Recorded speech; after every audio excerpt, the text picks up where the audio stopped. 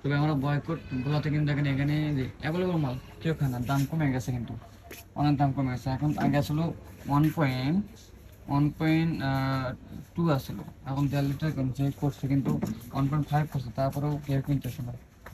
আগে রেটই আছে কিন্তু কেউ কিনতেছে না, কারণ এটা বয়কট দরকার থেকে মানে ইসরায়েল পণ্য অনেকেই খাওয়া কমে দিচ্ছে। যেখানে দেখেন কতগুলো এগুলো সব স্প্রাইট, কোকা কোলা, দেখেন কত ফুল হয়ে আছে, সব ফুল র্যাক ফুল হয়ে আছে, কিন্তু কেউ কিনতেছে না। তো এরকমই যদি আমরা বয়কট করতে থাকি তাহলে অবশ্যই সব কিছু বয়কট হবে। এই দেখেন পেপসি, পেপসিও কেউ কিনতেছে না, পেপসি যে অভাব নেই এখানে। ওজন বাড়াচ্ছে কিন্তু, আগে ছিল 1.2, এখন করছে 1.5 লিটার। এখন 1.5 লিটার করার পর কেউ খাচ্ছে না এখানে। দাম ঠিক আছে, দাম আরো কমছে, আগে ছিল 2 টাকা 90 পয়সা, এখন 2 টাকা 85 পয়সা করছে। তো এরকম বয়কট করলে সব কিছুর দাম কমে যায়, মানে কেউ খায় না এদের সাথে। এরকম করে আছে স্টোরে কত মাল করে আছে এরকম বেশি, সব কিছুর দাম কমে গেছে কিন্তু কেউ নেয় না। আমরা বয়কটে থাকবো হাতে, ইনশাল্লাহ আলহামদুলিল্লাহ সম্পূর্ণ হচ্ছে ধীরে ধীরে। আপনারা সবাই ইসরায়েল প্রোডাক্ট না খেয়ে বয়কট করুন, বিকল্প কিছু খোঁজেন, বিকল্প অনেক কিছু আছে দেখা যাচ্ছে। এখন নাই খেলেন না, পরে বিকল্প কোনো কিছু পেলে খাবেন, তারপরেও তাদের জিনিস না খাই ভালো। এখানে কত মাল কেউ খাচ্ছে না।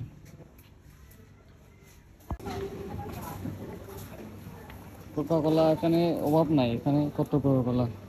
এখানে কিন্তু বাংলাদেশ থেকে মোজো সাপ্লাই দিলে ভালো হতো, মোজো নাই, সব কোকা কোলা এখানে অভাব নাই কোকা কোলার সাথে।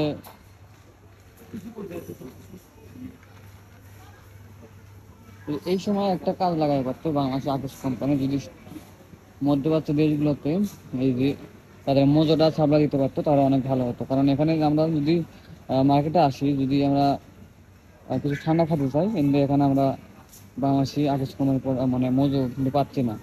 এখানে শুধুমাত্র এই যে আমরা যেগুলো বয়কট করতেছি, 7 আপ, পেপসি আছে, পেপসি, এগুলো এখানে অ্যাভেলেবেল, এগুলো ছাড়া অন্য মাল নাই। যদি এরকম সুপার শপে মানে বিদেশি মাল সব রাষ্ট্রে যদি এরকম সুপার শপে বাংলাদেশি মজুদ থাকতো এই সময়, তাহলে সব কান্ট্রিতে কিন্তু বাংলাদেশি প্রবাসী আছে, তারা কিন্তু ওখান থেকে এই বাংলাদেশি মজু কিন্তু ক্রয় করতে পারতো। কিন্তু এখানে এই যে বাংলাদেশি মজু নাই তো নাই, বাংলাদেশি কোনো প্রোডাক্ট নাই এখানে, শুধুমাত্র এই যে কোকা দেয় ভর্তি। তারা একটা সুযোগ নিলে হতো, কারণ এখন তো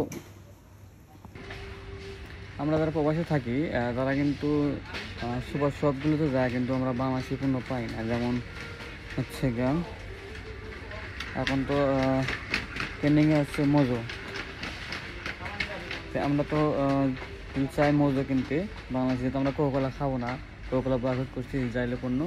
তাই আমরা যদি মোজো কিনতে চাই, মোজো কিন্তু পাচ্ছি না। আগের কোম্পানি এই সুযোগটা কাজ লাগাতে পারলো না, কারণ এখন পুরো বিশ্বে মানে সব দেশেই বাংলাদেশি প্রবাসীরা আছে, তারা সব দেশেই বয়কটের ডাক দিচ্ছে ইসরায়েলের পণ্য। তো আমরাও কিন্তু সেই কারণে মার্কেটে যা কিন্তু বাংলাদেশি পাই না, বাংলাদেশির মোজো বা বাংলাদেশি পণ্য কোনো কিছু পাই না, এই কারণে আমরা কিন্তু বিদেশি প্রোডাক্ট কিনতে হয় আমাদের। এখানে দেখেন একটা বাংলাদেশিও নাই, এখানে দেখেন একটা বাংলাদেশি নাই। যদি আমরা এখানে জিনিস কিনতে আসি, এইগুলো তো সব ইসরায়েলের পণ্য, নেক্সট কফি, ওই যে মাইলো, এগুলো সব কিছু ইসরায়েলের পণ্য হিসেবে আমরা জানি।